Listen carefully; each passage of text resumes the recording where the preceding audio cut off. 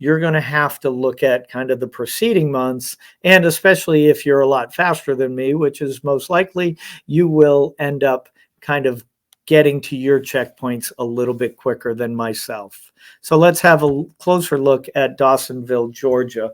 If you can see, I'm going to start on March 5th. The low in Dawsonville is roughly 42 degrees. The high would be 65. And again, we're going to be in the mountains. It's going to be higher or more elevation. So I would like to kind of approach this from that standpoint. But what I look at is at the beginning of the trail, I shouldn't have any trouble staying warm in my tent. Then when I get up to Springer Mountain, we'll look at the next slide. Springer Mountain is a little colder than Dawsonville, or most likely the approach trail. It's a lot higher. I didn't put the actual elevation, but that would be, if you look in the top right corner, the mile 0, which is day 2. My day 1 would be the approach trail. So it gets a little colder there. Now we get all the way to mile 70, Hiawassee, Georgia. I'm estimating that it's going to take me 7 to 10 days to get there. It'll still be March, and it'll be 36 as a low, 61 as the high. Again, different places will be different temperatures. And you can also look at it, there's a lot of rain that comes.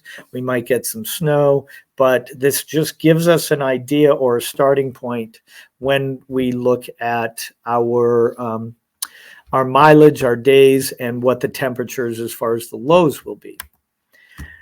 Then we get up to Franklin, North Carolina, which is roughly mile 111, and that's days 11 to 15. And if you can see, I am giving myself roughly, I would say 8 to 10 mile days. 10 mile days would be the 11 days, roughly 8 to 9 mile days would be 15. And as I said earlier, your speed will vary from mine most drastically. As I go along the trail, I'm going to speed up, and you'll kind of see my numbers change a little bit, but this gives us an idea.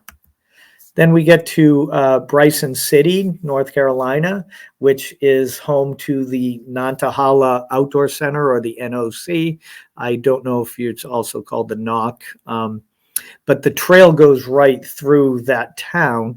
It's roughly 70 miles west of Asheville, roughly day 13 through 17. And the temperature, again, is still ranging between 35 and 61 degrees. So it's still fairly cold.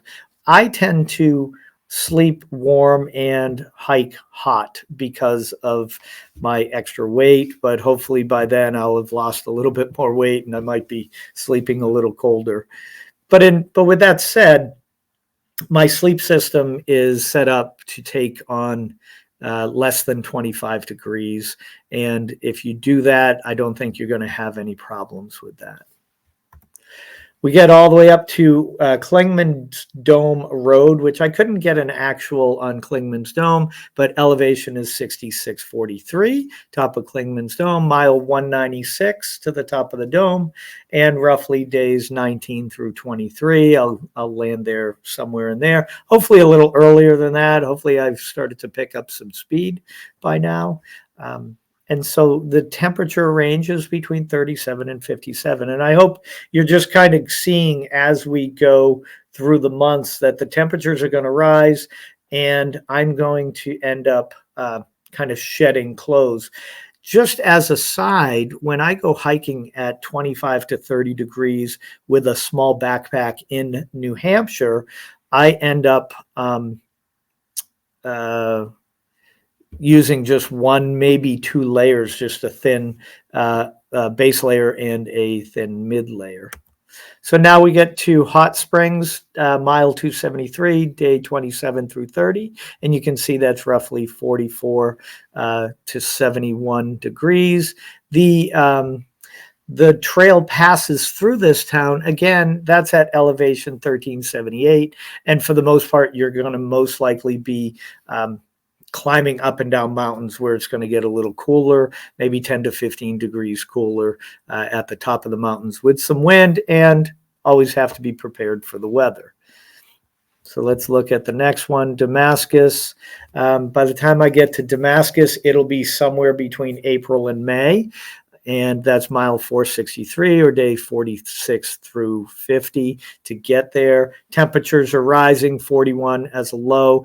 By this point, I will probably be decreasing my clothing and maybe starting to send some of that winter clothes back. I don't know if if we're going to need to keep it for much longer than that, as far as the winter, and starting to switch to the spring type clothing. Because when I get to New Hampshire or closer to New Hampshire, that's where I live, so I can always get something dropped off. I do have several friends who want to hike with me, so they could bring some of my clothing and change things out at that point. But let's look at the next town, Pearisburg, Virginia, which is mile 62 through 70, mile 625, day 62 to 70. Then I'll definitely be ensconced in May, and it should be a lot warmer, 48 degrees. The elevation of the town, Pearisburg, where the trail goes right through it, is an elevation of 1,808 feet. Again, we're starting to warm up.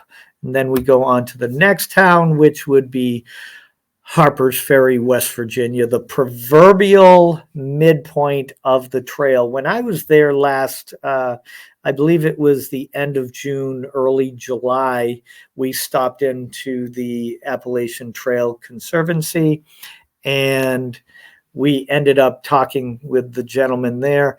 And they told us that when you get to Harper's Ferry, West Virginia, if it takes you 3 months to get there, the likelihood of you finishing in Katahdin will be 6 months. So their understanding is it takes about 3 months to get to them, about 3 months to finish at Katahdin. So if I want to finish in 5 months, I'm going to have to get there at 2.5 months.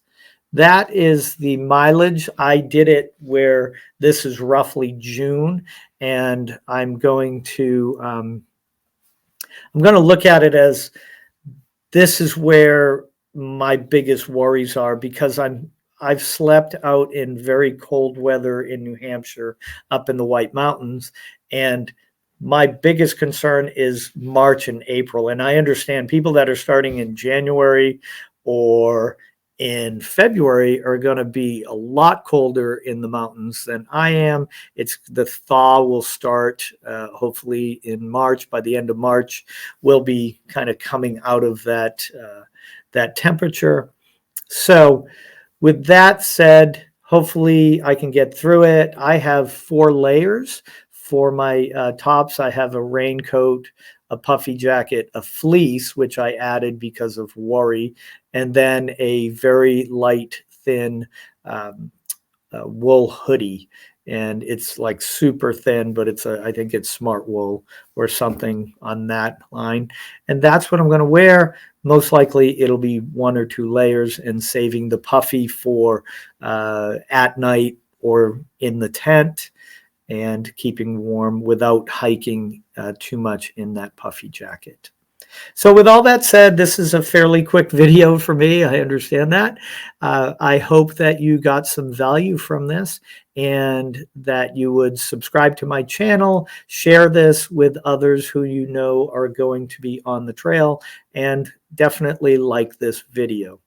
If you would like to look at our next video, it's going to be actually over this side, I believe. And as always, happy hiking.